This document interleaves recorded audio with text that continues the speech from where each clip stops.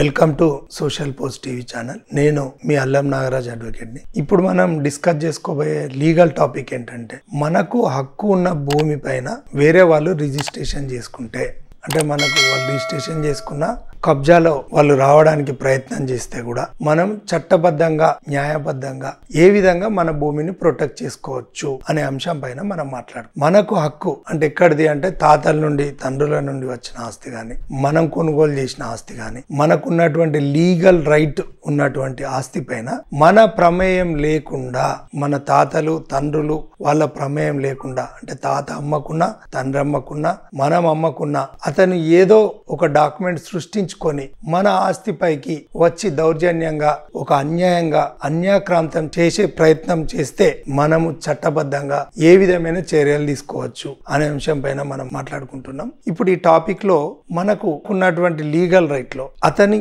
ఏ విధంగా డాక్యుమెంట్ చేసుకున్నాడు అనే అంశం పైన ఆర్టీఐ యాక్ట్ కింద, అంటే రైట్ టు ఇన్ఫర్మేషన్ యాక్ట్ కింద ఆ సమాచారాన్ని పూర్తిగా సంబంధిత అగ్రికల్చర్ ల్యాండ్ అయితే ఏదైతే ఎంఆర్ఓ ఆఫీస్ తహసీల్దార్ ఆఫీస్ లో తీసుకోవాలి, లేదు మనకు ఓపెన్ ల్యాండ్ అయ్యి అవుట్ సైడ్స్ ప్లాట్స్ కనుక అయితే కనుక మీరు అక్కడ సంబంధిత రిజిస్ట్రేషన్ ఆఫీస్ లో తీసుకోవచ్చు. ఇప్పుడు ఆన్లైన్ లో కూడా మనకు అన్ని డాక్యుమెంట్స్ అవైలబుల్ గా ఉంటున్నాయి. తీసుకున్న తర్వాత అందులో మీరు వెరిఫికేషన్ చేసుకోవాల్సిన బాధ్యత ఏంటంటే, ఆ సిగ్నేచర్ ఏ విధంగా చేసిండ్రు, ఆ స్టాంప్ పేపర్ ఎక్కడి నుండి తీసుకున్నాడు, ఇవన్నీ కూడా తీసుకొని ఈ ఆధారాలన్నీ తీసుకొని వెంటనే మీ దృష్టికి వచ్చిన వెంటనే మీరు దాన్ని డిలే చేయకుండా ఆ వ్యక్తి పైన ఒక క్రిమినల్ కేసు వెంటనే ఫైల్ చేసి ఒక లీగల్ నోటీస్ కూడా పంపించి తర్వాత వచ్చిన రిప్లై ఆధారంగా చూసుకొని, ఒకవేళ పొరపాటున అతను పొరపాటు చేసి ఉండి కావాలని ఉద్దేశపూర్వకంగా చేస్తే అతని పైన క్రిమినల్ కేసు పెట్టియచ్చు, ఎఫ్ఐఆర్ నమోదు చేయొచ్చు. ఒకవేళ పోలీస్ అధికారి ఇది సివిల్ నేచర్ అని చెప్పి కనుక ఎఫ్ఐఆర్ చేయకపోతే ఆ పోలీస్ అధికారి పైన కూడా పై అధికారులకు సమాచారం ఇచ్చి ఆయన మీద కూడా క్రిమినల్ కేసు కూడా పెట్టచ్చు. ఎందుకంటే సివిల్ నేచర్ అని చెప్పి క్లోజ్ చేయడానికి లేదు. పోలీస్ అధికారులు ఖచ్చితమైన ఆధారాలు మీరు చూపెట్టిన తర్వాత ఆయన వెంటనే ఖచ్చితంగా వారిపైన ఎఫ్ఐఆర్ చేయొచ్చు.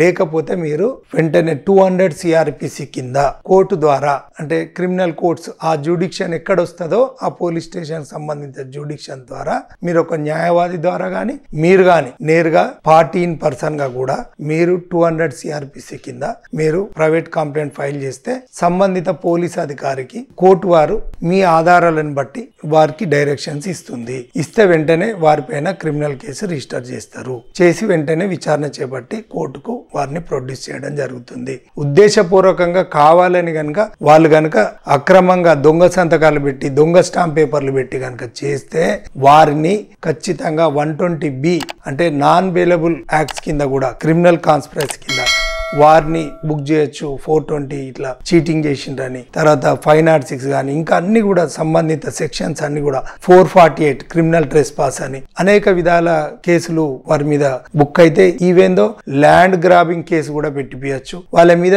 పీడీ యాక్ట్ కూడా పెట్టచ్చు పోలీస్ అధికారులు. ఎందుకంటే ఇలాంటివి క్లియర్ గా ఎవిడెన్సెస్ కనుక మనం పోలీస్ వారికి ఇస్తే వీళ్ళని ఇంకెక్క భూములలో కూడా వీళ్ళు పోకుండా ఉండాలంటే పీడీ యాక్ట్ కూడా పెట్టచ్చు. పెట్టి వాళ్ళని అక్కడ ఉన్నటువంటి ఒక ల్యాండ్ గ్రాబ్ గా ఒక పీడీ యాక్ట్ పెడితే చాలా కనీసం ఒక 6 నెలలు 1 ఇయర్ దాకా కూడా జైల్లోకి వెళ్ళి బయటికి రాకుంటున్నటువంటి సందర్భం ఉంటుంది. ఇదంతా చూస్తే క్రిమినల్ లయబిలిటీ వస్తుంది. ఇదంతా క్రిమినల్ సైడ్ ఆలోచిస్తే ఇది. తర్వాత సివిల్ సైడ్ కూడా ఖచ్చితంగా అతను కనుక క్యాన్సిల్ చేసుకొని ఉంటే ఓకే, లేదు అంటే వెంటనే సివిల్ దావా వేయాల్సిన బాధ్యత మీరు వెంటనే తీసుకోవాలి. ఎందుకంటే లిమిటేషన్ యాక్ట్ ఉంటుంది. మీరు అవన్నీ చూసి వీళ్ళ మీద వాళ్ళ మీద డౌట్ పడి ఇట్లా అని చెప్పి కోర్టు ద్వారా ఏమైతుంది, దాన్ని మీరు 3 సంవత్సరాలు కనుక మీ నోటీస్కి వచ్చిన తర్వాత 3 సంవత్సరాలు కనుక అట్లనే వెయిట్ చేస్తే ఆ డాక్యుమెంట్ కు లీగల్ గా చెల్లుబాటు జరుగుతుంది. ఎందుకంటే మీకు నోటీసులకు వచ్చినాక మీరు 3 సంవత్సరాలు ఆ దొంగ డాక్యుమెంట్ ను ఛాలెంజ్ చేయకపోతే, క్యాన్సిలేషన్ ఆఫ్ ద డాక్యుమెంట్ చేయకపోతే మీరు దానికి చెల్లుబాటు కలిగించిన వాళ్ళు అవుతారు. అందుకని ఖచ్చితంగా సివిల్ సూట్ క్యాన్సిలేషన్ వేసుకొని సూట్ ఫర్ ఇంజంక్షన్ వేసుకొని